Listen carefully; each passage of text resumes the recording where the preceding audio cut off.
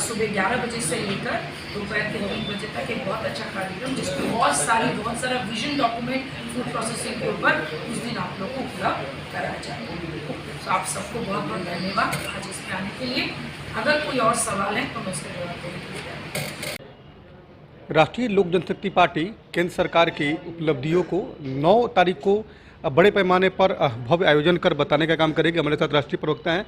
Madam, क्या कार्यक्रम है 9 को, क्या बताएंगे? 9 तारीख को हम लोग का जो 9 साल का ऑनरेबल पीएम की जो कार्यकाल की उपलब्धि और साथ साथ फूड प्रोसेसिंग में अभी तक हमारे ऑनरेबल मिनिस्टर सर ने जो भी काम किया है पूरे देश भर में उसकी चर्चा होगी और साथ साथ बिहार में फूड प्रोसेसिंग को लेकर और हम लोग क्या नए चीज़ें ला सकते हैं उसकी बारे में डिटेल में प्रेस को हम लोग बताएंगे। और उसके अलावा हम लोग एक नया इंस्टीट्यूट की अभी हम लोग जस्ट एक नींव डाल रहे हैं, सोच डाल रहे हैं कि भाजीपुर में एक ऐसा इंस्टीट्यूट खोला जाए जहाँ पे फूड प्रोसेसिंग की पढ़ाई हो, बच्चे उसके जानकारी ले, यूथ उसके बारे में जाने और ताकि उनको बाहर जाके उनको रोजगार के लिए दर दर भटकना ना पड़े। जिनके ज़मीन है वो अपने ज़मीन के साथ ही अगर उस पर फूड प्रोसेसिंग यूनिट डाल के और जब आपको गवर्नमेंट आपके 35% से लेके 50% तक आपको सब्सिडी दे रही है तो उस चीज़ का आप लोग लाभ उठाएं और उसको एक बड़े पैमाने पर बिहार में भी रोजगार का साधन लाएं। तो केंद्रीय मंत्री को जो जिम्मेवारी मिली है, क्या अभी तक काम हुआ है बिहार में? आपको क्या ऑनेस्टली बताएं कि अभी हम लोगों ने क्या कहते हैं बिहार में सबसे बड़ा जो उद्योग का जो सबसे बड़ा आप बोल सकते हैं रोड़ा बोलिए या फिर एक ग्लिच बोलिए, वो यही है कि बिजली का दर इतना महंगा था कि बड़े उद्योग लाने में दिक्कत हो रही थी। तो इसीलिए अभी आपका सब्सिडी मिला है।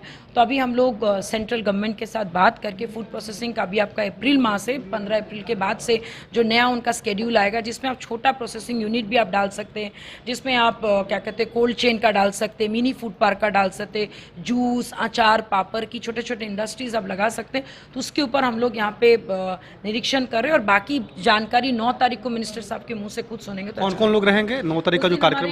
5 सांसद तो रहेंगे, मिनिस्टर सर खुद रहेंगे और सारे मीडिया के जितने भी कर्मी हैं, जितने भी नेशनल मीडिया बोलिए, आप मीडिया को बताएंगे आप? जी, सारे मीडिया के साथ उस दिन हम लोग आए। जी, क्या कार्यक्रम है? क्या लगता है कि लोकसभा चुनाव की तैयारी में आप लोग जुट गए हैं और इसीलिए लगातार आप लोग बताने की कोशिश कर रहे हैं कि हमको जो मौका मिला तो हमने क्या कुछ?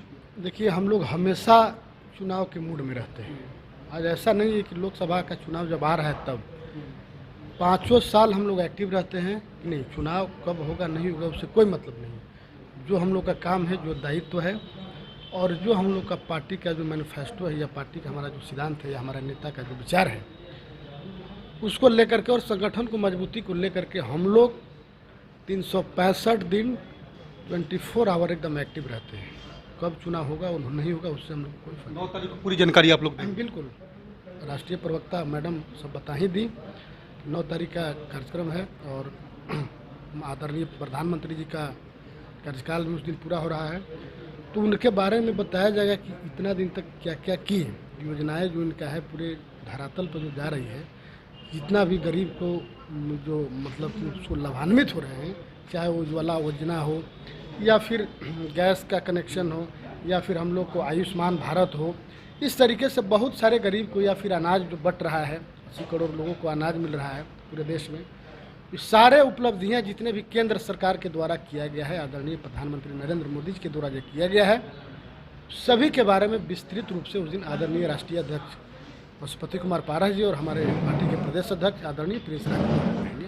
बिल्कुल, देखिए, राष्ट्रीय लोक जनशक्ति पार्टी की एक रणनीति है कि प्रधानमंत्री नरेंद्र मोदी के जो किए हुए काम है उस काम के माध्यम से पार्टी के बारे में भी बताई जाए और 9 तारीख को जो कार्यक्रम है उसमें पार्टी के तमाम सांसद मौजूद रहेंगे, विधान पार्षद मौजूद रहेंगे और उनकी मौजूदगी में एक बड़ा भव्य कार्यक्रम का आयोजन होगा और तमाम बातों की जानकारी बिहार की जनता को भी दी जाएगी। उनिश कुमार, कृषि न्यूज़, पटना।